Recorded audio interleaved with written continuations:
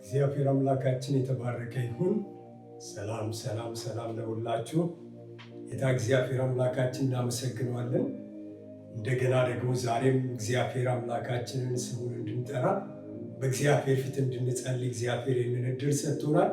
ስለዚህ ጌታ እግዚአብሔር አምላካችን እናመሰግነዋለን። እንደገናም ደግሞ ዛሬ በሚኖረን ጊዜ የእግዚአብሔርን ቃል የምናነብበት ጊዜ ይኖራል። በእግዚአብሔር ፊት ደግሞ እንጸልያለን ማለት ነው። እግዚአብሔር አምላካችን በስራው ሁሉ ግሩም የሆነ አምላክ ነው። እግዚአብሔር እኛን ሰርቶናል። እግዚአብሔር ሰማይና ምድርን ፈጥሯል። እግዚአብሔር በሰማይና በምድር ውስጥ ያሉትን ሁሉ ነገሮችን የፈጠረ አምላክ ነው። እግዚአብሔር ፍጥረትን ሁሉ ሲፈጥር ደግሞ የሰው ልጆች የተለየ አድርጎ ፈጥሯቸዋል። የተለየ አድርጎ ፈጥሯቸዋል የሰዎች ልጆችን።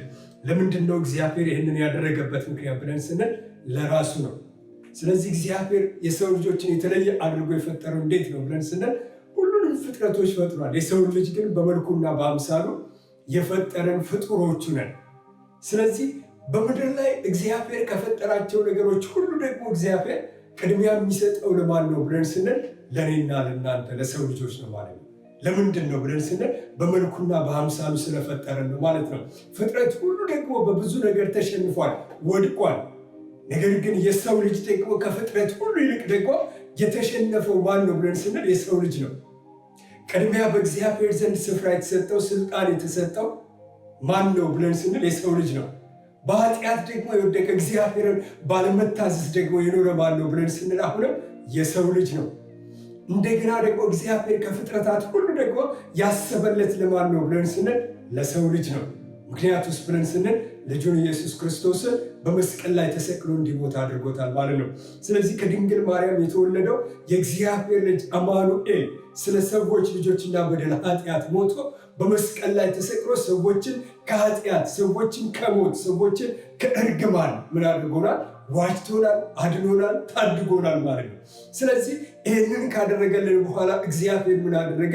በልጁ በኢየሱስ ክርስቶስ የሚያምን ሁሉ የዘላለም ሕይወት እንዲኖረው እንጂ እንዳይጠፋ አንድያ ልጁን ለዓለም እስኪሰጥ ድረስ እንዲሁ ወዷልና እኔና እናንተን ከእሱ ጋር ህብረት እንድናደርግ አደረገን ማለት ነው። ስለዚህ አሁን ህብረታችን ከማን ጋር ነው ብለን ስንል ህብረታችን ከእግዚአብሔር ጋር ነው። ከማን የተነሳ ብለን ስንል ከክርስቶስ ኢየሱስ የተነሳ ነው። ስለዚህ ሁልጊዜ ደግሞ ከእሱ ጋር ህብረት ስለምናደርግ ሁልጊዜ ስለምንፈልገው እግዚአብሔር በፍጹም ምን አላደረገንም? አልተወንም፣ ደግሞም አይተወንም። የጠበቀን፣ የረዳን፣ የተሸከመን ዛሬን ያደረሰን እሱ ነው። እንጸልያለን። እግዚአብሔር አምላካችን ሆይ በጌታ በኢየሱስ ክርስቶስ ስም እናመሰግናለን። አምላካችንና መድኃኒታችን እግዚአብሔር አንተ ጀማሪያችን ነህ፣ አንተ ፈጣሪያችን ነህ። የዘላለም አምላክ እግዚአብሔር አምላኬ ሆይ ገና ሰማይና ምድርን ፈጥረ በጨረስክ ጊዜ በሰማይና በምድር ውስጥ ያለው ሁሉ ነገር ፈጥረ ጨርሰ በቀኑ መጨረሻ የፈጠርከው የሰው ልጅ ነው። የሰው ልጅ ደግሞ ስትፈጥረው ከፍጥረታት ሁሉ ልዩ አድርገው በራስ መልክና አምሳል ፈጠርከው። በፍጥረት ሁሉ ላይ ደግሞ የበላይ ባለስልጣን አደረግከው። እግዚአብሔር አምላኬ ይሄ ለሰው ልጆች ያለህን ክብር፣ ለሰው ልጆች ያለህን ፍቅር ያሳያል። የሰው ልጆች አንተ ከፈጠርካቸው ፍጥረታቶች ሁሉ ደግሞ ትእዛዝን ባለመጠበቅ በኃጢአት እንኳን በወደቁ ጊዜ እግዚአብሔር አምላኬው ከድንግል የተወለደው ልጅን ኢየሱስ ክርስቶስን ልከ እንደገና ዳግመኛ ከሰው ልጆች ጋር ህብረትን መፍጠር ፈለግ። ስለዚህ እግዚአብሔር አምላኬው በእውነተኛ ከማይጠፋው ዘር ከክርስቶስ ኢየሱስ የወለድከን አንተ ነህ። እግዚአብሔር አምላኬ ስለዚህ በአንተ ዘንድ ስፍራ ያለን ሰዎች ነን። እግዚአብሔር በልብ ውስጥ ስፍራ ያለን ሰዎች ነን። እኛ የተለየን ሰዎች ነን።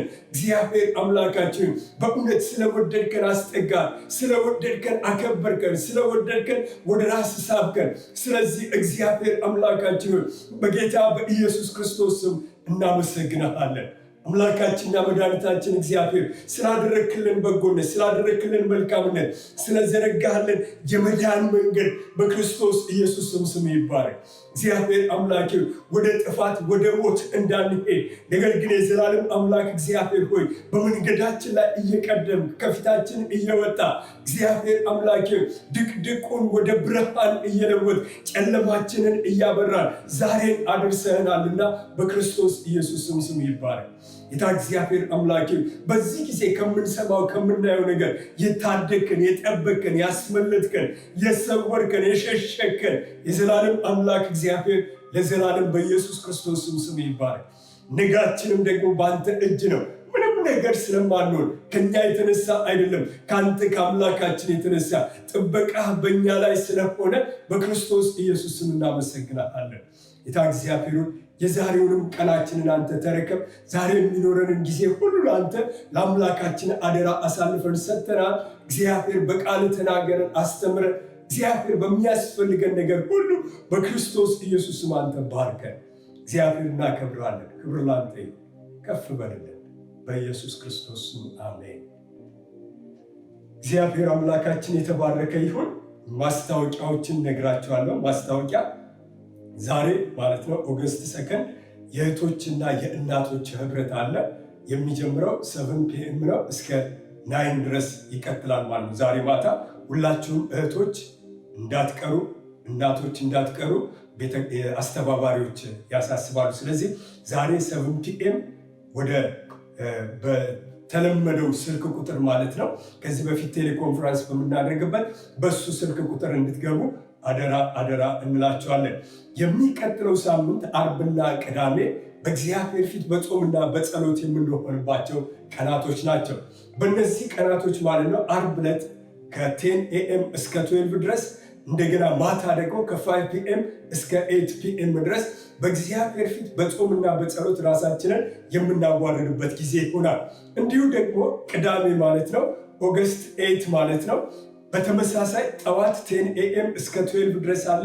ከዛ ማታ ደግሞ ከ5 PM እስከ 8 PM ድረስ ጾም ጸሎት እንቀጥላለን ማለት ነው። ስለዚህ የሚመቻችሁ ብለን አንልም። ይሄ ጊዜ ሁላችንም ሊመቸን የሚገባ የአምላካችን ፊት ልንፈልግበት የሚገባ ጊዜ ነውና ሁላችሁም አመቻችታችሁ ወደዚህ እንድትገቡ አደራ ብለን እንላችኋለን ማለት ነው። ሌላው የዛሬ ሳምንት ማለት ነው ኦገስት 9 በተመሳሳይ ከዚህ በፊት ማለት ነው ከዶክተር ጥበበ እሸቴ ጋራ ወይም ከፕሮፌሰር ጥበበ እሸቴ ጋራ እናደርግ የነበረው ፋሚሊ ማናጅመንትን በተመለከተ ከ7 PM እስከ 8 PM ይቀጥላል ማለት ነው። እርግጠኛ ነኝ ሁላችሁም ተባርካችኋል፣ ሁላችሁም ተደስታችኋል። የብዙዎቻችን ጥያቄ እንደተፈታ እርግጠኛ ነኝ። ብዙ የማናውቃቸው ልናውቃቸው የሚገቡ ነገሮችን ከቤተሰብና ከልጆች አንጻር ያለውን ነገር ተመልክተናል።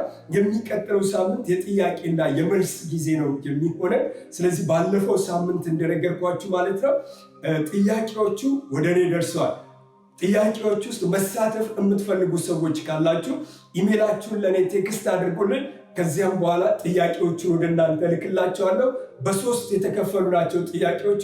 ከ3 ግሩፖች አንደኛውን ግሩፕ ወስዳችሁ ራሳችሁን አዘጋጅታችሁ ትመጣላችሁ። መልካም የውይይት ጊዜ ይኖረናል። የዛሬ ሳምንት ኦገስት 9 ማለት ነው። እግዚአብሔር አምላካችን ይባርካችሁ። አሁን ለእግዚአብሔር ቃልና እንደገና ስለ መስጠት የምንጸልይበት ጊዜ ይሆናል።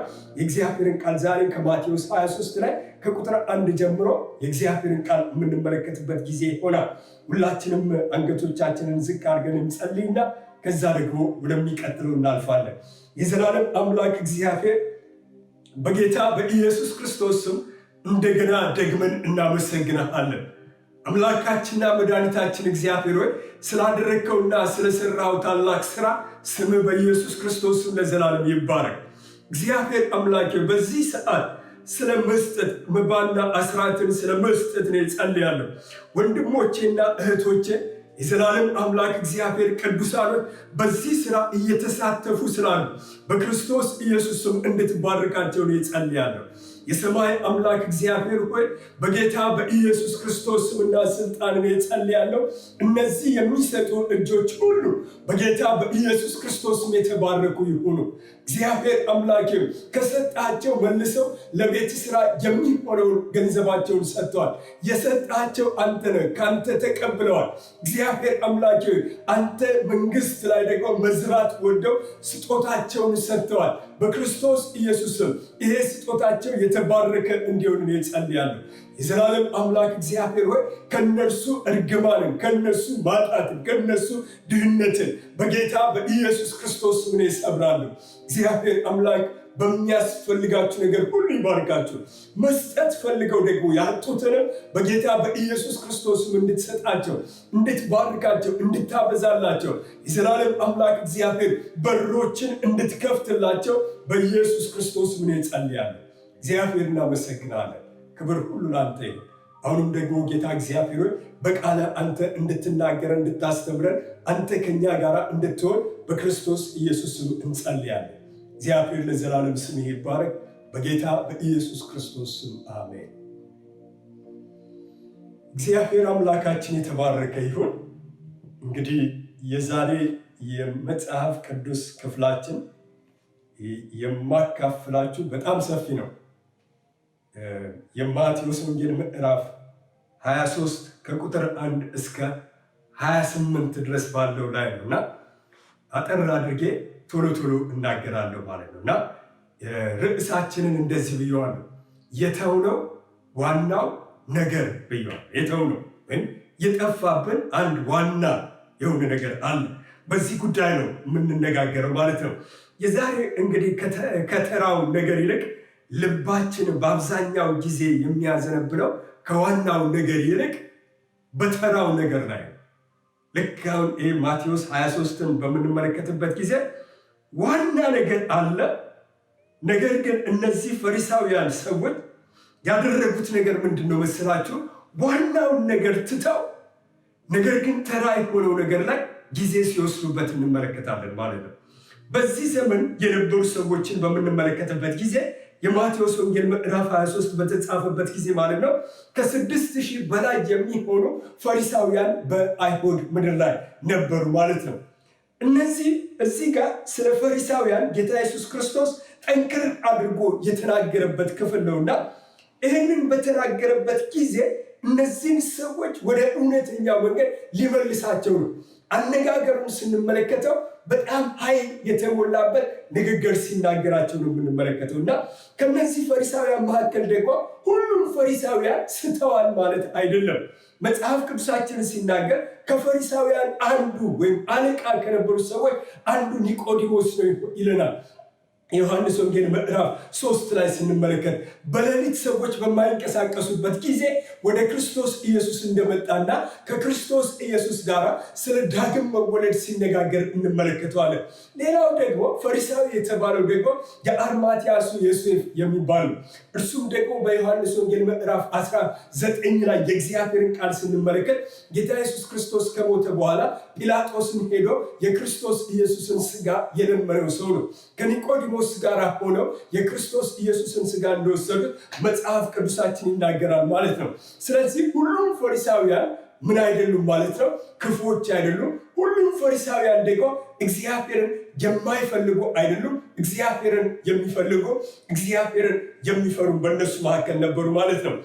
ስለዚህ ፈሪሳውያን ምን አይነት ሰዎች ናቸው ብለን ስንል ስልጣን ይወዱ የነበሩና ያለ ቦታቸው ግን በስልጣን ላይ ራሳቸው ያስቀመጡ ሰዎች ናቸው። የእግዚአብሔር ቃል ሲናገር በዚህ በማቴዎስ ወንጌል ላይ ስንመለከት ማለት ነው ምዕራፍ 23 ቁጥር 2 ላይ ጸሐፍትና ፈሪሳውያን ራሳቸውን በሙሴ ወንበር ላይ አስቀምጠዋል ብሎ ይላቸዋል ማለት ነው። ስለዚህ ብዙ ደግሞ ሰው ሰራሽ ሕጎች ነበራቸው በራሳቸው በእግዚአብሔር ቃል ላይ ያልተጻፈ ነገር ግን በእግዚአብሔር ቃል ላይ ከራሳቸው ጨምረው ያስቀመጡት የራሳቸው የሆነ ብዙ ሕጎች ነበራቸው ማለት ነው። ስለዚህ የሚናገሩትን ቃላቶች ደግሞ ሲመርጡ በጣም ጠንቃቃ ሰዎች ነበሩ። ከሰው ጋር ኮሚኒኬት በሚያደርጉበት ጊዜ በጣም ጠንቃቃ ሰዎች ናቸው። ምን መናገር እንዳለባቸው የሚያውቁ ሰዎች ናቸው። ነገር ግን መጽሐፍ ቅዱሳችን ሲናገር የእግዚአብሔር ሕግ የእግዚአብሔር ቃል ግን ከልባቸው የጠፋባቸው ሰዎች ናቸው ማለት ነው።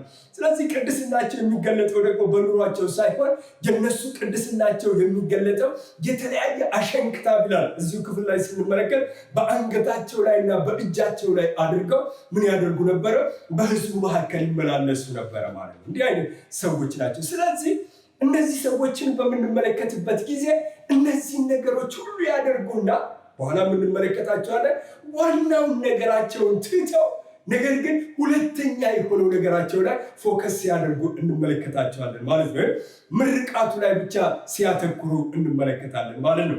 ለምሳሌ ድሮ እኛ አገራችን ኢትዮጵያ በነበረን ጊዜ ልጆች በነበርንበት ጊዜ ምን እናደርግ ነበረ? ቤተሰቦቻችን ወደ ሱቅ ይልኩን ነበርና ሲልኩን ምንድነው? ስኳር እንገዛለን፣ ቡና እንገዛለን፣ ዘይት እንገዛለን። የተለያየ ነገር ስንገዛ ድሮ ታውቃላችሁ ኢትዮጵያ ውስጥ በተለይ አዲስ አበባ ውስጥ የኖራችሁ ሰዎች ሱቅ ያላቸው ሰዎች በአብዛኛዎቹ ሙስሊሞች ነበሩ። እነ መሐመድ፣ ሐሰን፣ ሸምሰዲን የሚባሉ ነበሩና በአብዛኛው እነሱ ናቸው። ስለዚህ ልንገዛቸው ስንሄድ ምን ያደርጋሉ መሰላችሁ?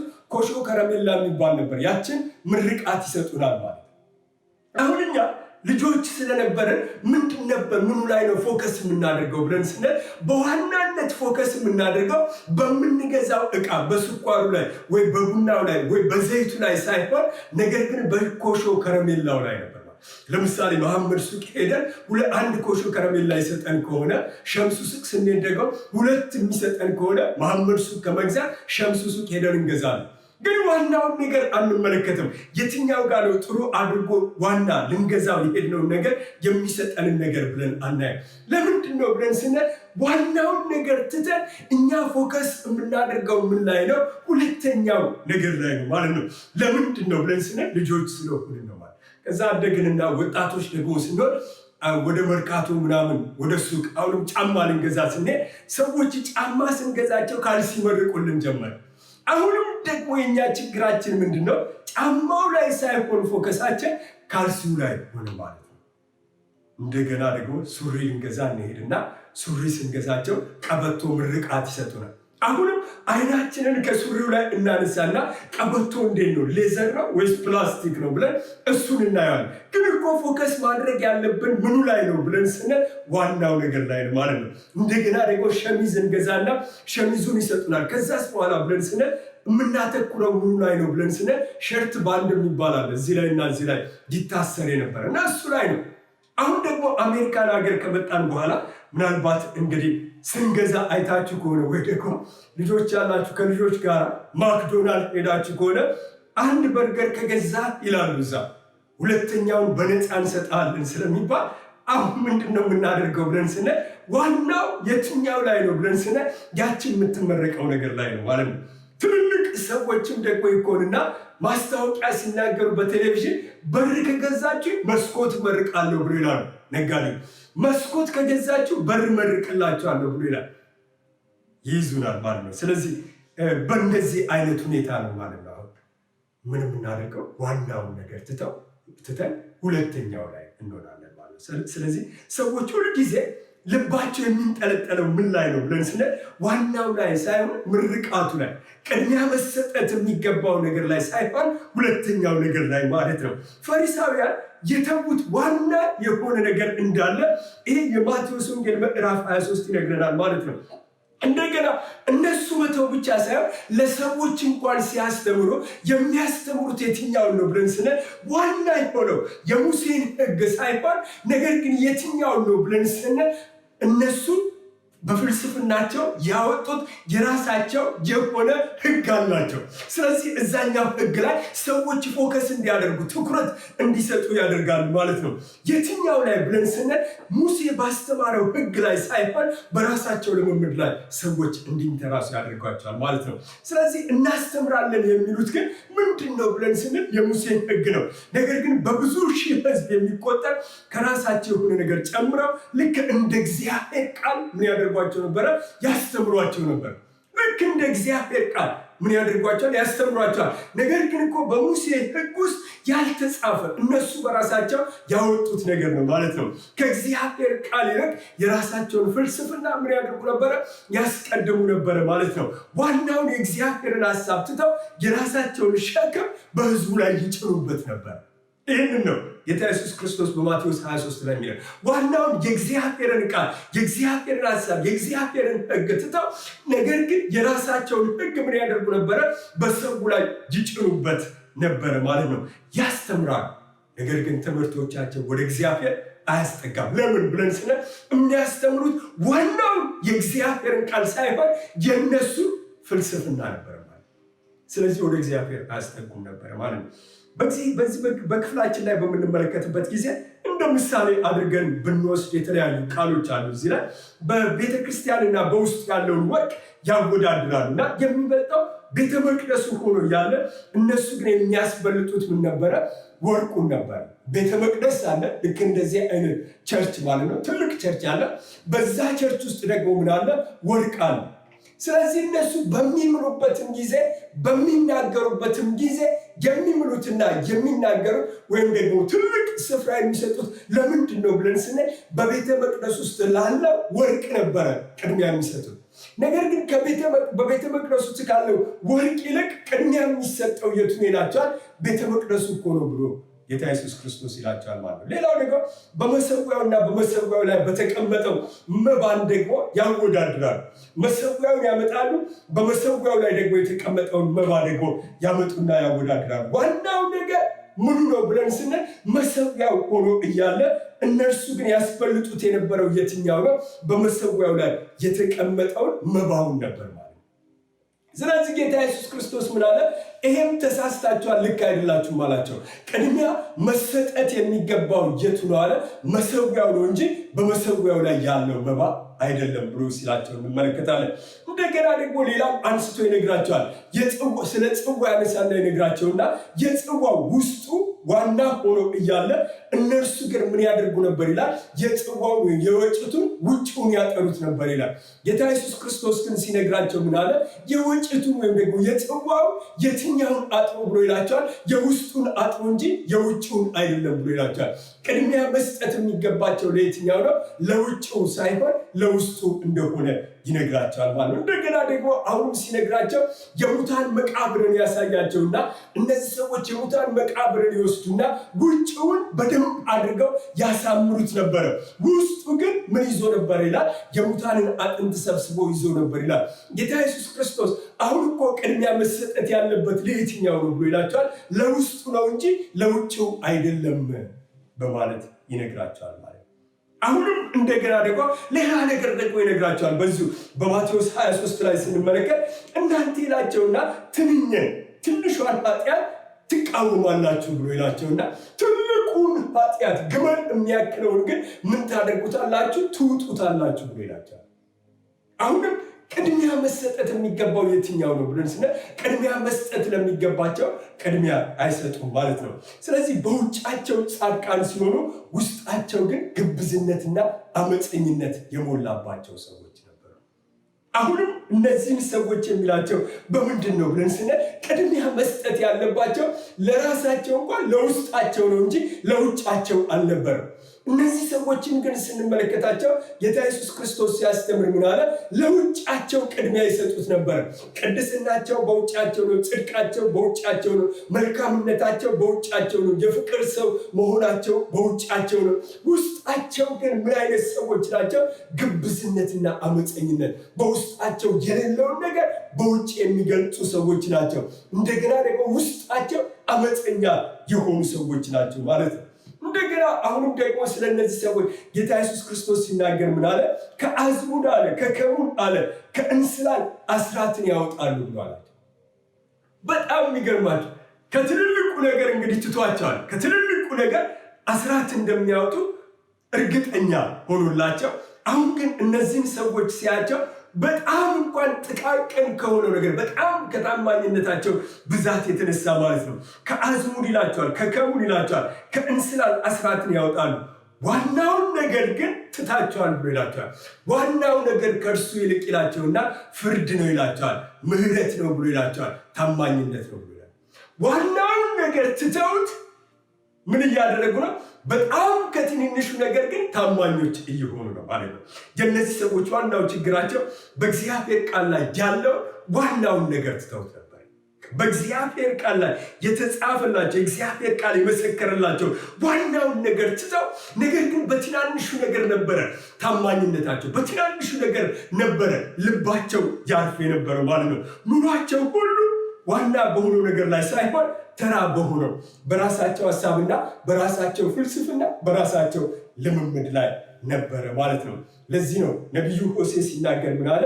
እንደዚህ አለ፣ ከሚቃጠል መስዋዕት ይልቅ እግዚአብሔርን ማወቅን ምን አደርጋለሁ? እርሱን እወዳለሁ። ከሚቃጠል መስዋዕት እናንተ ከምታቀርቡልኝ መስዋዕት ይልቅ አለ ከዛ የትኛው ይበልጣል አለ? እግዚአብሔርን ማወቅ እርሱ ይበልጣል ብሎ ሲላቸው እንመለከታለን ማለት ነው። ስለዚህ እግዚአብሔርን እንግዲህ ደስ የሚያሰኘው የስጦታው አይነት ሳይሆን ነገር ግን ዋና በሆነው በእግዚአብሔር ላይ ልባችን ማረፍ ነው። ዋና የሆነው እግዚአብሔርን ምን ማድረግ ነው?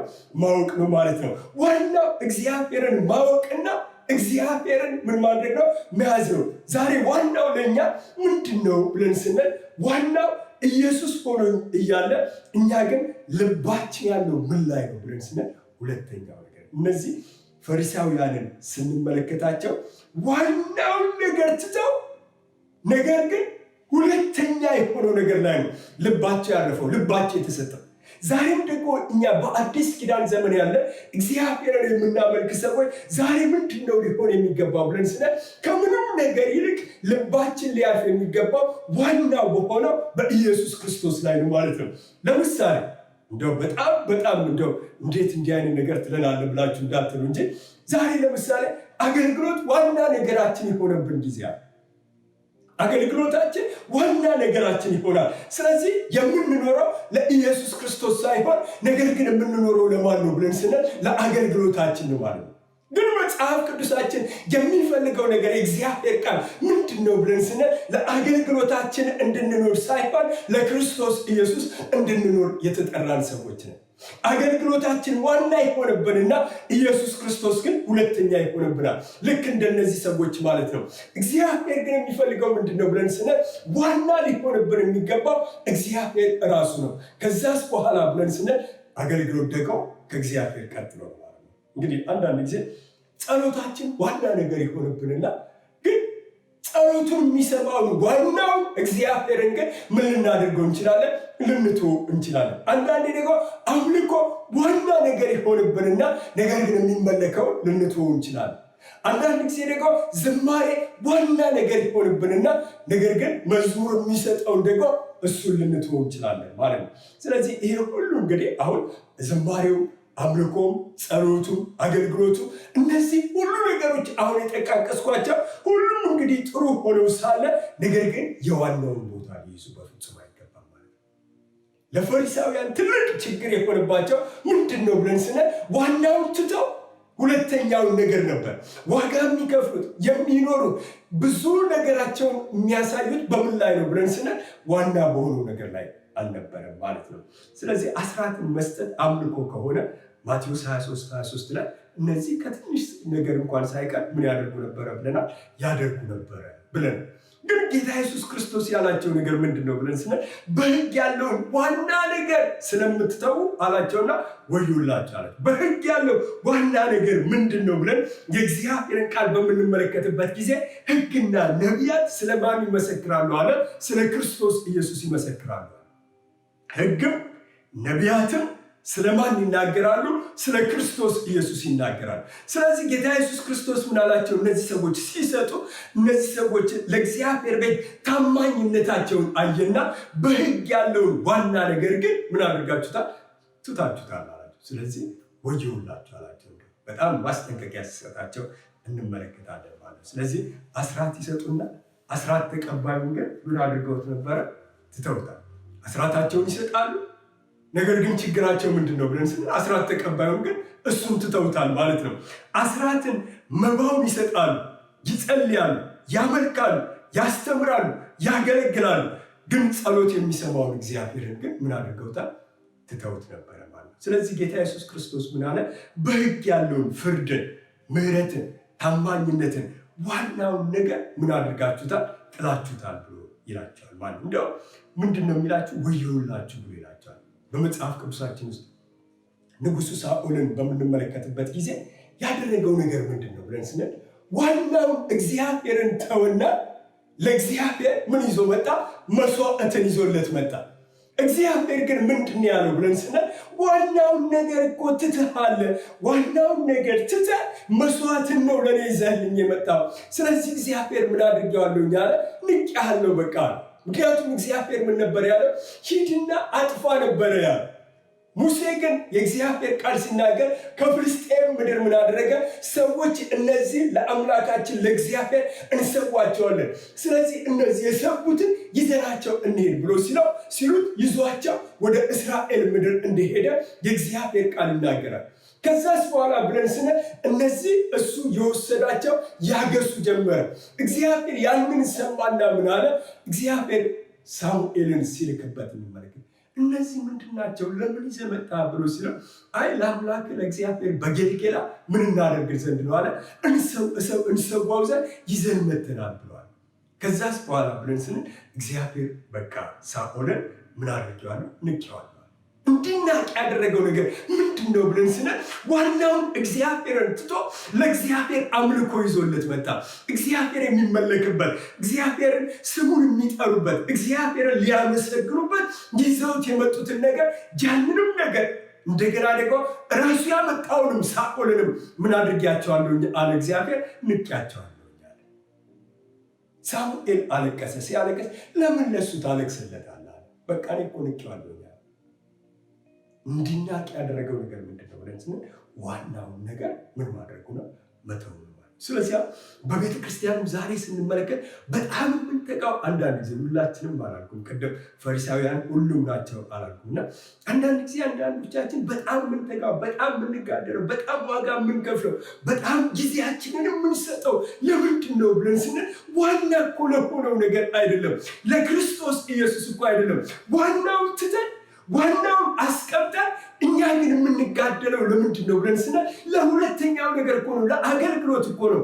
ዋጋ የምንከፍለው ለምንድን ነው ብለን ስንል ለሁለተኛው ነገር ነው። እግዚአብሔር ደግሞ ልክ እንደ ሳኦል ይሄማ እኔን እኮ አያስደስተኝም ነው፣ በቃ ይሄ እኔን አያስደስተኝም ነው። ስለዚህ ሳሙኤል እንኳን ሲያለቅስለት ምንም አልተደሰተበትም እና ዋናውን ነገር እንያዘው። ምናልባት ዓመተ ምሕረቱን ባልሳሳት በ12ኛው ክፍለ ዘመን ይመስለኛል። እና በዛ ዘመን የነበሩ ሰዎች ክርስቲያኖች ምን ያደርጉ ነበር? የሚከራከሩበት ነገር ነበር። እና የሚከራከሩበት ነገር ዋና ነገር እኮ አይደለም። ነገር ግን ምን አይነት ነገር ነው ብለን ስንል በጣም ተራ ብቻ እንዳይመስላችሁ፣ ከተራም ተራ የሆነ ነገር። እነዚህን ሰዎች የሚያከራክራቸው ሁለት ነገሮች ነበሩ። የመጀመሪያው ነገር በአንድ መርፌ ላይ ስንት መላእክቶች መቆም ይችላሉ፣ ቆሞ ይደንሳሉ ብለው ይጨቃጨቃሉ። እዚህ ጋር መጽሐፍ ቅዱስ ውስጥ ሊነጋገሩባቸው የሚገባ የተገለጠ የእግዚአብሔር እውነት በጣም ብዙ እያለ እነሱ ግን አሁን በአንድ መርፌ ላይ ስንት መላእክት ይደንሳሉ ብለው ዋናውን ትተውታል። በሌላ ጊዜ ደግሞ አሁን የሚያጭቃጭቃቸው ነገር ምንድን ነው ብለን ስንል ሁለተኛ የእምዬ ማርያም አይኗ ይሉና ከዛስ በኋላ ምን አይነት ነው ብሎ ይላሉ። አንዱ ሰማያዊ ነው ብሎ ሲል ሌላው ደግሞ ቡኒ ነው ብሎ ይላል። ቡኒ ሆነ፣ ሰማያዊ ሆነ፣ ቀይ ሆነ፣ ወደ መንግስተ ሰማያት አያስገባም፣ ከመንግስተ ሰማያት ደግሞ ምን አደርግም አያስቀርም። ዋናው ነገር እርሱ አይደለም። እነዚህን ሰዎች ግን ያከራክራቸው የነበረው ዋና ያልሆነ ነገር ነው። ስለዚህ ዋናውን ነገር ትተው ተራ የሆነው ነገር ምን ያደርጋቸዋል? ያወዛግባቸው ነበር። ዋናውን ነገር ስለምትተዉት አላቸው። ምንድን ነው አላቸው ጌታ ኢየሱስ ክርስቶስ? ዋናውን ነገር ስለምትተዉት ወየውላችሁ አላቸው። በሌላ አባባል ምን ማለት ነው? ፍርድ አለባችሁ ብሎ እያላቸው ነው ማለት። ልክ በሳኦል ላይ እንደተፈረደበት ሳኦልን ምን አድርጌዋለሁ ያለው ንቄዋለሁ። እኔ ለላኩት ለሳኦል ለምን ታለቅስለታለህ አለ። ከእንግዲህ በኋላ ከመንግስቱ በቃ ምንም አቅም የለውም፣ ጉልበት የለውም አለና ከዛስ በኋላ ብለን ስንል 38 ዓመት ሙሉ በዙፋኑ ላይ ኖሮ ነገር ግን ምንድን ነው ብለን ስንል አቅም የሌለው፣ ጉልበት የሌለው፣ ለውጥ የማያመጣ ሁልጊዜ በቃ ከማን ጋር የሚጋጭ ብለን ስንል ከነ ዳዊት ጋር የሚጋጭ ከመልካም ሰዎች ጋር የሚጋጭ ሰው ነበረ። ለምንድን ነው ብለን ስንል ዋናውን ነገር ስለተው። ስለዚህ ዋናውን ስለምትተው ወየውላቸው አላቸው እና ፈሪሳውያን የከበደባቸው ዋናው ሳይሆን ተራው ነገር ነበረ ማለት። ስለዚህ በሕዝቡ ልብ ውስጥ ያስቀመጡት ደግሞ ዋናው ነገር አይደለም፣ ነገር ግን ተራውን ነገር ነው። ከሰዎች ጋር ተገናኝተው ከሰዎች ጋር ንግግር በሚያደርጉበት ወይ ዳያሎግ በሚያደርጉበት ጊዜ ምንድን ነው በሰው ልብ ውስጥ የሚያስቀምጡት ብለን ስንል ዋናው ኢየሱስ ክርስቶስን እኮ አይደለም፣ ነገር ግን በሰው ልብ ውስጥ የሚያስቀምጡት ምንድን ነው ብለን ስንል ተራ የሆነ ነገር ነበር። እነዚህ ሰዎች እንደገና ደግሞ ሁሉ ጊዜ ደግሞ ዋጋ የሚከፍሉት ለምንድን ነው ብለን ስንል ለዋናው ነገር ሳይሆን ነገር ግን ተራ ለሆነው ነገር ነው ማለት። እንደገና ደግሞ ጊዜያቸውንም ሲሰጡ ደግሞ ለዋናው ነገር ሳይሆን ጊዜያቸውን የሚሰጡት ግን ለምንድን ነው ብለን ስንል ለዋናው ነገር ሳይሆን ተራ ለሆነው ነገር። ተኝተው እንኳን ባያዱ እንቅልፍ እምቢ ቢላቸው እንኳን ሌሊቱን ለምንድን ነው ብለን ስንል ለዋናው ነገር ሳይሆን ነገር ግን ተራ ለሆነው ነገር ነው ማለት። በእውነት ነው የምላችሁ ዛሬ በዚህ ቀን እኔ የምላችሁ ነገር ይህንን ለዋናው ነገር በልባችን ውስጥ ስፍራ ይኖራል። ከሁሉም ነገር ቅድሚያ ለማን እንስጥ ብለን ስንል ለአምላካችን ለእግዚአብሔር እንስጥ ማለት ነው። ለዋናው ነገር ቅድሚያ ይኖራል። ፈሪሳውያን በሕግ ያለውን ሳይሆን የራሳቸው ነገር ነበረ ለሰዎች ምን ያደረጋቸው እረፍት የነሳቸው። ለሰዎችም ለራሳቸው እረፍት የነሳቸው ዋናው ነገር አልነበረም፣ ነገር ግን ተራ የሆነው ነገር የራሳቸው ልምምድ ነበረ ማለት ነው። በሉቃስ ወንጌል ምዕራፍ 12 ላይ መጽሐፍ ቅዱሳችንን ስንመለከት አንድ ሰው ወደ ክርስቶስ ኢየሱስ መጣና አንድ ጥያቄ ጠየቀው። ምን አለው? ይሄ ሰው እባክህን ጌታ ወንድሜና እኔ ርስታችንን እኩል እንድንካፈል ንገርልኝ ብለዋል። ልብ በሉ፣ ጌታ ኢየሱስ ክርስቶስ የመጣበት ዋናው ነገር ምንድን ነው ብለን ስንል ሰዎችን ከኃጢአት ወደ ጽድቅ ከጨለማ ወደ ብርሃን ሊያመጣቸው ነው። የዚህ ሰውዬ ግን ጥያቄ ምንድን ነው ብለን ስንል የፍርድ ጥያቄ ነው። ፍርድ ደግሞ የፈለገው ከማን ጋር ነው ብለን ስንል ከወንድሙ ጋር። አሁን ጌታ ኢየሱስ ክርስቶስ ይህንን ሊያስተካክል ወደ ምድር የመጣበት ጊዜ አይደለም አልነበረም። ስለዚህ ጌታ ኢየሱስ ክርስቶስ ኖ እኮ ሚሽኔ ይሄ አይደለም፣ ተልእኮ እኮ ይሄ አይደለም አለና እንደገና ደግሞ አሁንም በእግዚአብሔር ቤት ውስጥ ስላሉ ሰዎች መናገር ጀመር። አንድ ባለጠጋ ሰው ነበር አለ። ከዛስ በኋላ እርሻዬን በዚህ ዓመት አሰፋለሁ፣ አርሳለሁ፣ ብዙ ሰበስባለሁ፣ ጎተራዬን አሰፋለሁ፣ እንዲህ አደርጋለሁ ብሎ አለ። ያ ነገር ምንድን ነው አለ ጌታ ኢየሱስ ክርስቶስ። ይሄ እኮ ዋና ነገር አይደለም። አንተ ሰነፍ፣ ዛሬ ሌሊት እንኳን ዛሬ ሌሊት መጥተው ነፍስህን ቢወስዷት በምን ታውቃለህ ብሎ ሲሉ እንመለከታለን ማለት። ለምንድን ነው ብለን ስንል ዋናውን ነገር ትቶታል ይሄ ሰው። ጌታ ኢየሱስ ክርስቶስንም ደግሞ ምሳሌ የተነገረው ሰው የፈለገው ለምንድን ነው ብለን ስንል ለዋናው ነገር እኮ አይደለም፣ ለሁለተኛው ነገር። ስለዚህ ዛሬ እኛ ወደ እግዚአብሔር ቤት የመጣንበት ዋናው ምክንያት ለምንድን ነው ብለን ስንል ዋናውን ኢየሱስን ፈልገን እንጂ ተራውን ነገር ፈልገን አይደለም ማለት ነው። ጌታ ኢየሱስ ክርስቶስ በምድረ በዳ ለ5,000 ሰው እንጀራ ካበላ በኋላ አሁንም እነሱ ፈልገውት ነበር። ለምንድን ነው የፈለጉት ኢየሱስ ክርስቶስን ብለን ስንል ዋናው የህይወታቸው ንጉሥ ሊያደርጉት ሳይሆን ዛሬ ደግሞ ሌላ ተአምር እንዲያደርግላቸው፣ ዛሬ ደግሞ ሌላ ነገር አድርጎ እነሱ እንዲያስደንቃቸው ለዛ ነበር። ያ ማለት ሁለተኛ ነገር ነው፣ ተራ ነገር ነው። ዋናው ነገር ግን እንዲፈልጉት የፈለገው እሱ በምንድን ነው ብለን ስንል በህይወት ሰጪነቱ ነው ማለት ነው። ስለዚህ ለምንድን ነው ዛሬ በቤተ ክርስቲያን ፍቅር የጠፋበት ምክንያት ብለን ስንል ለምንድን ነው ፍቅር የጠፋ በመካከላችን ብለን ስንል ዋናውን ነገር ስለተወ። ለምንድን ነው ዛሬ በቤተ ክርስቲያን ውስጥ መቀባበል የጠፋበት ምክንያት፣ ተነጋግረን አንዳንዴ መስማማት ያልቻልንበት ምክንያት ብለን ስንል ዋናውን ነገር ምን አድርገነዋል? ትተነዋል፣ ረስተነዋል፣ ጥለነዋል። ለምንድን ነው አለመቀባበል በቤተ ክርስቲያን ውስጥ የነገሰብን ብለን ስንል ዋናውን ነገር ምን ስላደረግነው ነው? ስለተውነው ነው ማለት። ስለዚህ ከአገልግሎትም በፊት ከአምልኮም በፊት ከጸሎትም በፊት ከምንም በፊት እግዚአብሔር የሚፈልገው ነገር ምንድን ነው መሰላችሁ? ዋናው የሆነው ኢየሱስ ክርስቶስን እንድንይዘው ይፈልጋል።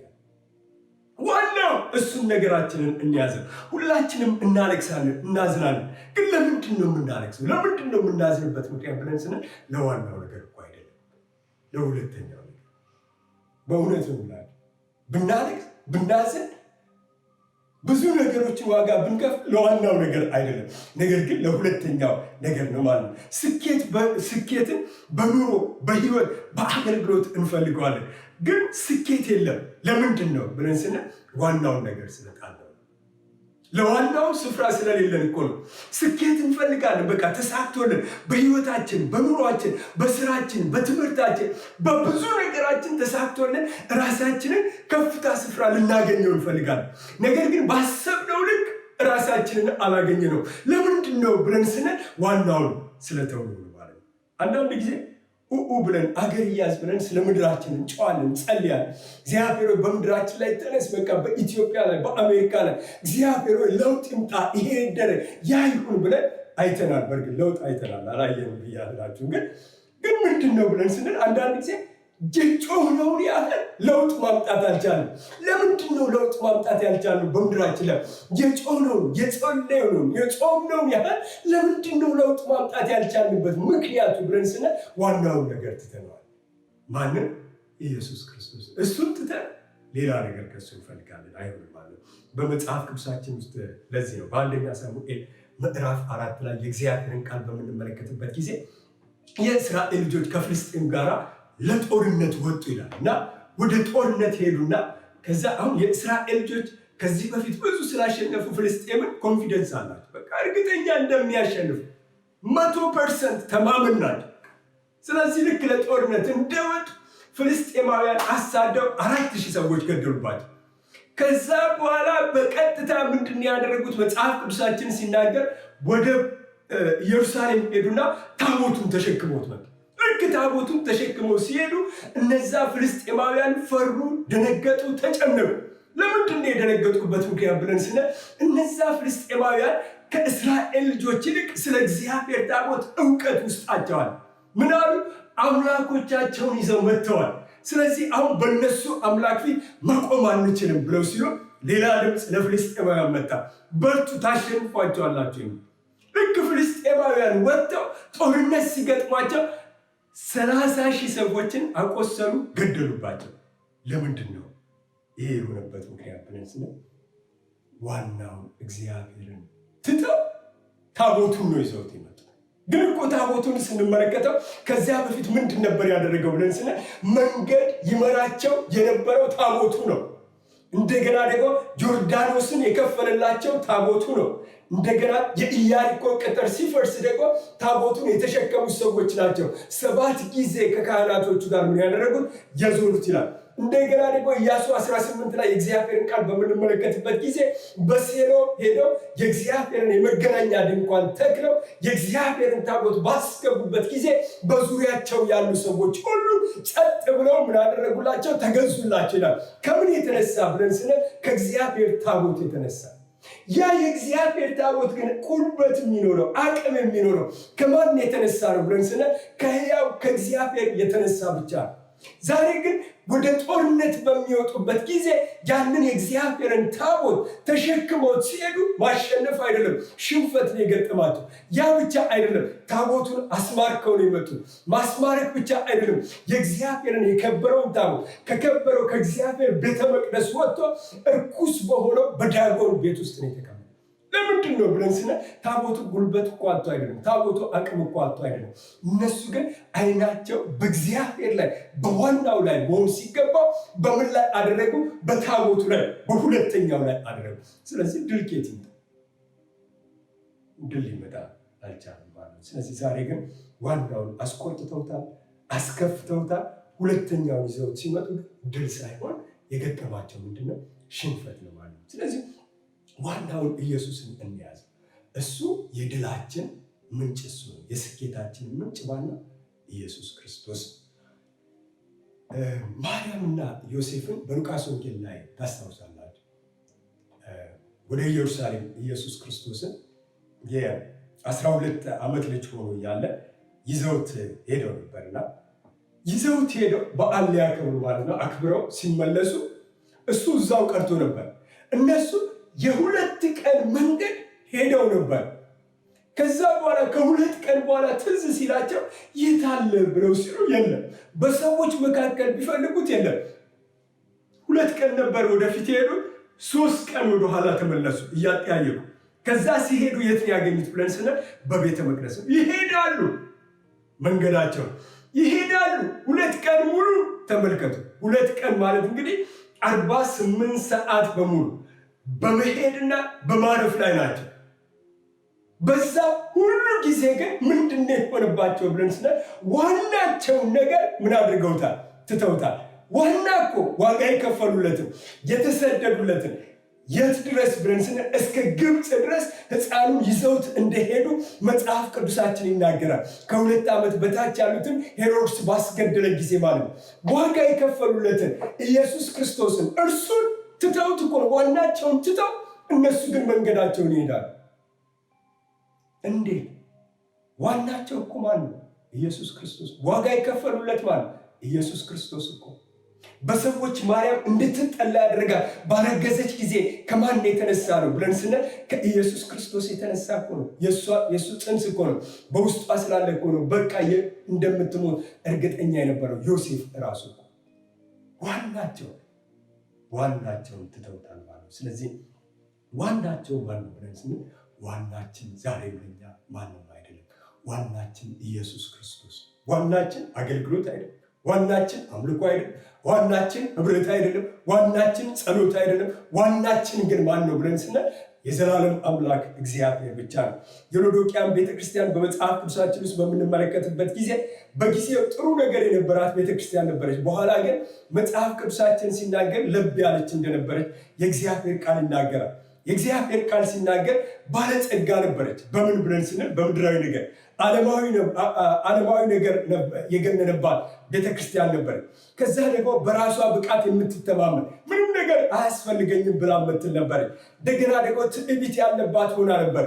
ከምን የተነሳ ብለን ስንል በራሷ ከመታመን የተነሳ ማለት ነው። ስለዚህ የሎዶቅያ ቤተክርስቲያን ዋና ነገሯን ትታለች። ግን እንደ ቤተክርስቲያን ቆማ አገልግሎቶችን ሁሉ ትሰጣለች። ይመለካል፣ ይጸልያል፣ ይዘመራል፣ መባ ይሰበሰባል፣ ሁሉ ነገር ይደረጋል። ሰዎች ወደ እግዚአብሔር ቤት ይመጣሉ። ሁሉም ስርዓት ያለባት ቤተክርስቲያን። የሎዶቅያ ቤተክርስቲያን ግን መንፈሳዊ ነገር የላትም፣ ስርዓት ግን ያላት ነበር። ስርዓቷን ሁሉ ደግሞ አሟልታ የምትሄድ ቤተክርስቲያን ነበር። ስለዚህ ነው ጌታ ኢየሱስ ክርስቶስ ዋናውን ነገር ስለተወች መጣና ምን አለ?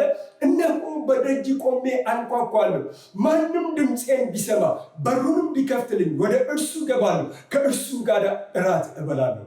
እንደገና አሁን ወደ ቤተክርስቲያን ወደ ሎዶቅያ ሲመጣ እንመለከት። ለምንድን ነው ወደ ሎዶቅያ የመጣበት ምክንያት ብለን ስናይ ሁሉ ነገር እኮ አላቸው። እያመለኩ ናቸው፣ እየጸለዩ ናቸው፣ እየዘመሩ ናቸው፣ ሁሉ ነገር እየሰበኩ ናቸው፣ እያስተማሩ ናቸው። ሁሉ ነገር አላቸው። በቃ የሌላቸው መንፈሳዊ ስርዓት የለም። የጌታ እራት አለ፣ የጥምቀት ጊዜ አለ፣ የጋብቻ ስርዓት አለ፣ የሞት ስርዓት አለ፣ ሁሉም ነገር አለ በቤተክርስቲያን። ግን ምን የለም ብለን ስንል ክርስቶስ ኢየሱስ የለም። ዋናው ነገር የለም። ዋናው መታየት ያለበት የለም። ስለዚህ እሱ ለካ ያለው የት ነው ብለን ስንል ከቤተክርስቲያን ውጭ ነበረ። ከቤተክርስቲያን ውጭ ነበርና ይህች ቤተክርስቲያን በጣም ስላዘነላትና ስለራራላት ምን አለ? መጣና እነሆ እኔ እኮ በደጅ ቆሜያለሁ። አሁን ምን እያደረግኩ ነው? እያንኳኳሁ ነው። ማንም ድምፄን ቢሰማ በሩን ቢከፍትልኝ ወደ እርሱ እገባለሁ፣ ከእርሱ ጋር ደግሞ እራት እበላለሁ ብሎ እንደ አዲስ መጥቶ ወደ ቤተክርስቲያን ለብበሉ። በእውነት ነው ብላችሁ አንዳንዴ ይገርመኝ። ሁሉ ነገር እኮ ያላት ነች። ሁሉ በቃ መንፈሳዊ ስርዓቶች ሁሉ እኮ አሉ። መዘመር አለ፣ መጸለይ አለ፣ ማምለክ አለ። ሁሉ ነገር የሌለ ነገር እኮ የለም። ግን ማን የለም ብለን ስንል ክርስቶስ ኢየሱስ የለም። ስለዚህ እንደ አዲስ ማለት ነው እሱ ራሱ መጥቶ አንኳኩቶ እባካችሁ አስገቡን ብሎ ይላቸዋል ማለት ነው። ስለዚህ ምንድን ነው ብለን ስንል ዛሬም ዋናውን ነገራችንን ምን ልናደርገው ልንተወው አይገባም። ዋናችን ከአገልግሎት በላይ ከጥምቀት ከጌታ ከሁሉም ነገር በላይ ማንም ብለን ስንል ኢየሱስ ክርስቶስ ነው። ዛሬ ዋናችንን ጠበቅ አድርገን ምን እናደርገው እንያዝ። ብዙ ዋና ያልሆኑ ግን ዋና ያደረግናቸው ነገሮች አሉ በቤተክርስቲያን። እውነት ነው። ብዙ በቃ በቤታችን በእውነት ነው የምላችሁ ዋና ያልሆኑ ግን ዋና ያደረግናቸው ነገሮች አሉ። ቅድሚያ የሰጠናቸው፣ ስፍራ የሰጠናቸው፣ ቦታ የሰጠናቸው ነገሮች አሉ። ዛሬ ግን የሰማይ አምላክ እግዚአብሔር ለሁላችንም የሚለን ይሄንን ነው። በቃ የህይወት ዋና እኔን አድርገኝ፣ የህይወት ዋና እኔን አድርገኝ ብሎ ነው የሚለው ማለት። ዋና ካላደረግነው እግዚአብሔር በምንም ነገር ልናስደስተው አንችልም። በቃ በምንም ነገር አይደስትም። ብናመልክ ብናገለግል አይደሰትም። ምንም መንፈሳዊ ስርዓት ብናደርግ እግዚአብሔር አይደሰትም። ምን ካላደረገ? ዋና ካላደረገ። ለዚህ እኮ ነው ሳኦል ዋና ሳያደርገው ወደ አምልኮ ለእግዚአብሔር አምልኮ በጣም የሚያስብ በጣም የሚጠነቀቅ በጣም የሚተጋ ሰው ሆነ። ኖ ዋናውን እኔ ይተኛል በቃ። ስለዚህ ዋና የህይወታችን ካላደረገ በምንም ነገር ምን አናደርገው እግዚአብሔርን ልናስደስተው አንችልም። ዋናዬ ኢየሱስ ነው ልንል ይገባል። ለእኔ ዋናዬ ማነው? ኢየሱስ ነው ብለን ልንል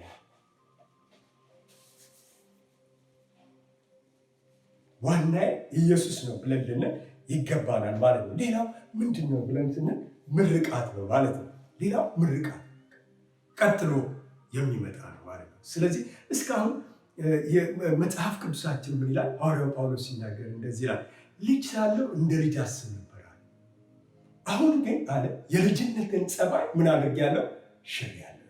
ልጅ ሳለ እንደ ልጅ አስብ ነበር፣ እንደ ልጅ ይሮጥ ነበረ። አሁን ግን የልጅነትን ጸባይ ምን አድርጌያለሁ አለ? ሽሬያለሁ አለ። አስታውሱ፣ ወደኋላ ልመልሳችሁ። ቅድም ከመንደርደሪያችን መግቢያችን ላይ የተናገርኩት ድሮ ወደ ሱቅ ሄደን ስኳር፣ ቡና፣ የሆነ ነገር ስንገዛ ከረሜላ ፎከሳችን ምን ላይ ነበር ብለን ስንል ዋናው ነገር ላይ አይደለም። ምን ላይ ነው ብለን ስንል ምርቃቱ ላይ ነው። ያ እኮ ጊዜ የምን ጊዜ ነው ብለን ስንል የልጅነት ጊዜ እኮ ነው። አሁን ወደ ቤተ ክርስቲያን ደግሞ መጥተን ዋናውን ኢየሱስ ክርስቶስን አስቀምጠን ዋናውን ኢየሱስ ክርስቶስን ትተ ነው። ነገር ግን ምርቃቱ ላይ ሁለተኛው ነገር ላይ አይናችንና ልባችን የሚያርፍ ከሆነ እስቲ የእግዚአብሔር ቃል የሚለን የልጅነት ባህሪ ውስጥ ነን ማለት ነው። የልጅነት ባህሪ ውስጥ ነው ያለ ነው ማለት ነው። ያ እዚህ ሀገር ምናልባት እንግዲህ ሁላችሁም እንደምታውቁት ወደ ሎስ አንጀለስ ዳውንታውን የሄዳችሁ ሰዎች ያው ሁላችሁም እንደምትሄዱ እርግጠኛ ነኝ። እና ይለያል እንግዲህ ከየትኛው ውጭ ስቶር ምናምን ከምንገዛው ጋር እዛ ያለው ስቶር እዛ ያሉት ሱቆች ልክ እንደ ኢትዮጵያ የተከፋፈሉ እንደውም አንዳንዴ መርካቶም ይመስሉኛል ሳያቸውና ሄዳችሁ ተከራክራችሁ ነው የምትገዙት። እና በቃ ተከራክራችሁ ይህን ጨምር ይህንን ቀን እንደውም እዛ ስትሄዱ $199 ይልና 2 ሱፍ ልብስ ይላል፣ እንደገና ደግሞ ሸሚዝ ይላል፣ ጫማ ይላል። ምርቃቱ እኮ ነው ይሄ ሁሉ የሚገርማቸው ነው። ቀበቶ ይላል።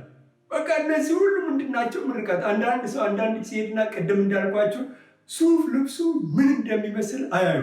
የገዛው እኮ ሱፍ ልብስ ከ15 ቀን በኋላ በቃ ቀጥ ብሎ የሚቆም ልብስ እኮ ነው። ግን ሰው ፎከስ የሚያደርገው ምኑ ላይ ነው ብለን ስንል ምርቃቱ ላይ ነው መሆን የለበትም።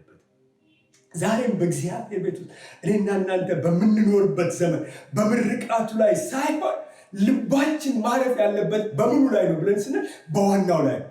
እውነት እኮ ነው የምላችሁ፣ እኔና እናንተ ወደ ጌታ ቤት ስለመጣን እኮ ነው ጸሎት እንድንጸልይ እድል የተሰጠን። ወደ ጌታ ቤት እኮ ክርስቶስን እኮ ስላገኘነው ነው ምን የተሰጠን መሰላችሁ? አገልግሎት የተሰጠን። ወደ ጌታ ቤት ስለመጣን እኮ ነው ማምለክ የቻልን። ወደ ጌታ ቤት ስለመጣን እኮ ነው ህብረት የተሰጠን። ስለዚህ ህብረትም ቢሆን ፌሎሺፕ ማድረግም ቢሆን የቱ ጋር ነው ያለው ብለን ስንል ዋና ሊሆን እኮ አይገባውም። ዋናችን ማን ነው ብለን ስንል የሰማይ አምላክ እግዚአብሔር ብቻ ነው። ስለዚህ ዋናው ምንድን ነው አላቸው? ምህረትን ማድረግ ነው አለ። ዋናው ፍርድ ነው፣ ቅን ፍርድ ነው አላቸው። ዋናው ደግሞ ታማኝነት ነው አላቸው። ነገር ግን ይህንን ነገር ጥላችሁ እናንተ ምንም ነገር ብታደርጉ አላቸው እሱ ዋና ሊሆን አይችልም አላቸው። ስለዚህ ታማኝነት ሳይኖረን፣ ቅን ፍርድ ሳይኖረን፣ እንደገና በውስጣችን ደግሞ ምህረት ማድረግ ሳይኖረን በእውነት ነው የምላቸው የትኛውንም ነገር ብናደርግለን እግዚአብሔር ያለ እግዚአብሔር ምንም ትርጉም የለውም ማለት ነው። ስለዚህ ለሎዶቅያ ሰዎች ያላቸውን ደግሜ ልናገር፣ እነሱ እያመለኩ ናቸው፣ እያገለገሉ ናቸው፣ እየተሰበሰቡ ሁሉንም ነገር ግን እያደረጉ ናቸው። እሱ ግን ወደ እነሱ መጣና ምንድን ያላቸው? እነሆ በደጅ ቆሜአለሁ ነው ያላቸው። ውጭ ነኝ እኮ ነው ያላቸው፣ ውስጥ አይደለም። እነሱ እኮ ውስጥ ናቸው፣ በእግዚአብሔር ቤት ውስጥ ናቸው ልበላችሁ። እነሱ በህብረት ውስጥ ናቸው፣ በዚህ ህብረት ውስጥ ናቸው። በዚህ ህብረት ውስጥ ሆነው ሁሉንም ነገር ያደርጋሉ፣ ህብረት ያደርጋሉ፣ ይጸልያሉ፣ ያመልካሉ። ልብ በሉ፣ ይሄ ቤት ነው። በዚህ ውስጥ ሆኖ ማለት ነው ሁሉንም ነገር ያደርጋሉ፣ ይጸልያሉ፣ እንደገና ያመልካሉ፣ ይሰብካሉ፣ ያስተምራሉ። ሁሉንም መንፈሳዊ ነገሮችን እዚህ ውስጥ ያደርጋሉ። ሁሉም ነገር አለ። እሱ ግን ከህብረቱ ውጭ ነው ያለ። ከህብረቱ ውጭ ሆኖ እያንኳኳላቸው ነው። እነሆ በደጅ ቆሜ አንኳኳለሁ ብሎ እያላቸው ነው። ለምንድን ነው ብለን ስንል ሁሉም ነገር ሲያደርጉት ዋናውን ትተውት ነው። ዛሬ እኔ እላቸዋለሁ ወደ ዋናው መመለስ። ቅድም በመግቢያችን ላይ እንደነገርኳችሁ ማቴዎስ 23 የተጻፈው ፈሪሳውያን ናቸው ብያቸዋል። እና እነዛ ሁሉ ፈሪሳውያን ስተዋል አላለም መጽሐፍ ቅዱሳት። እንደ አርማትያሱ እንደ ዮሴፍ እንደገና እንደ ኒቆዲሞስ ያሉ ደግሞ የእግዚአብሔር ነገር የገባቸው ደግሞ ደግሞ አንድ ጊዜ ሌላው ደግሞ ፈሪሳዊ ታስታውሱ እንደሆነ ተላከና ሄዶ ምን ነበር ያለ? እኔ እንደዚህ አይነት ሰው ሲናገር በህይወት ይዛችሁት እኮ ነው ተብለው እኮ ነው ይሄዱ። እሱ ግን ሲመሰክር ምን አለ? እኔ በህይወት ዘመኔ ሰው እንደዚህ የእግዚአብሔርን ቃል ሲናገር አይቼም ሰምቼም አላውቅም አለ። ለምንድን ነው ብለን ስነ ኢየሱስ ክርስቶስ ይናገር የነበረው ዋናው የእግዚአብሔርን እውነት ስለነበር። ይህም ሰው ደግሞ የተማረከው በዛ። ዛሬም በቤተ ክርስቲያን ውስጥ እንደዚህ የተማረኩ ሰዎች አሉ። እንደ ኒቆዲሞስ እንደዚህ ሰው እንደ አርማትያስ እንደዚህ ደግሞ ሌሎች ሰዎች ደግሞ አንዳንዶቻችን ደግሞ እንደኔ ደግሞ ዋናውን ነገር የጣልነው ሰዎች ደግሞ ልንኖር እንችላለን። ስለዚህ ዛሬ ወደ ዋናው እንመለስ። እግዚአብሔር ይባርካችሁ። እንጸልያለን። እግዚአብሔር የዘላለም አምላካችን ሆይ በጌታ በኢየሱስ ክርስቶስ ስም እናመሰግናለን። አምላካችንና መድኃኒታችን እግዚአብሔር ሆይ ስለነበረን ጊዜ ከኛ ጋር ስለነበርክ በቃል ስለተናገርከን በክርስቶስ ኢየሱስም ስም ለዘላለም ይባረክ። አምላካችንና መድኃኒታችን እግዚአብሔር ዋናውን ነገር ትተን ዛሬ ግን እግዚአብሔር አምላኬ ተራ ሁለተኛ የሆነው ነገር ላይ ልባችን አርፏል። ዛሬ በጌታ በኢየሱስ ክርስቶስ ስም ጸልያለሁ። እግዚአብሔር አምላኬ የምህረት ዘመን ይምጣልን።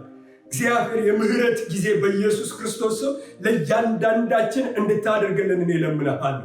የዘላለም አምላክ እግዚአብሔር ፈሪሳውያን ስለ ወርቁ ስለ መባው ይከራከራሉ። ነገር ግን ስለ ቤቱ ስለ ህብረቱ ምንም ነገር የሚያውቁት ነገር አልነበራቸውም። ቢያውቁትም ደግሞ ቅድሚያ አልሰጡትም። ለራሳቸው ልምምድ ነበር የሰጡት።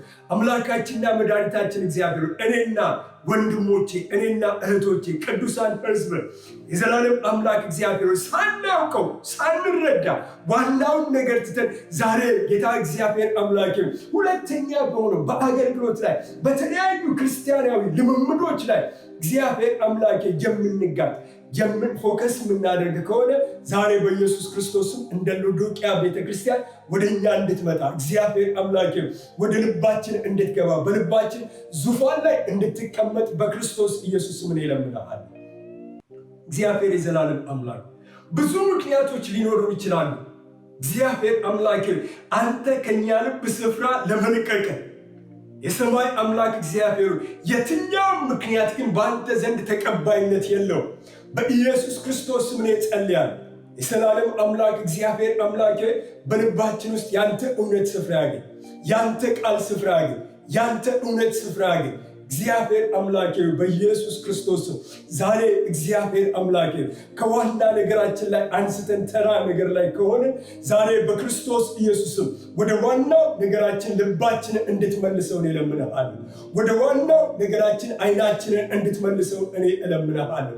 እግዚአብሔር አምላክ በእውነት አንተ እንድትረዳ፣ አንተ እንድታግዘን፣ አንተ ጸጋ እንድትሰጠን እግዚአብሔር አምላክ ከሁለተኛው ነገር ላይ ከተሰጠን ነገር ላይ ይልቅ ሰጪው አንተ ላይ በኢየሱስ ክርስቶስ ልባችን እንዲያልፍ እንድትረዳ እንለምናለን። እግዚአብሔር ስኬት ያለው ድል ያለው በረከት ያለው በሁለተኛው ነገር በሰጠን ነገር ላይ ሳይሆን በአንተ ላይ ልባችን ሲያልፍ ነውና በክርስቶስ ኢየሱስ ምን ጸልያለሁ፣ በአንተ ላይ ልባችን ያልፍ ዘንድ አንተ እርዳ። ጌታ ሆይ በእውነት እናመሰግናለን። ከኛ ጋር ስለነበርክ ስም ይባረክ። ስለረዳን ስላገዝከን ክብር ለስም ይሁን። ስለተናገርከን ቃል እናከብርሃለን።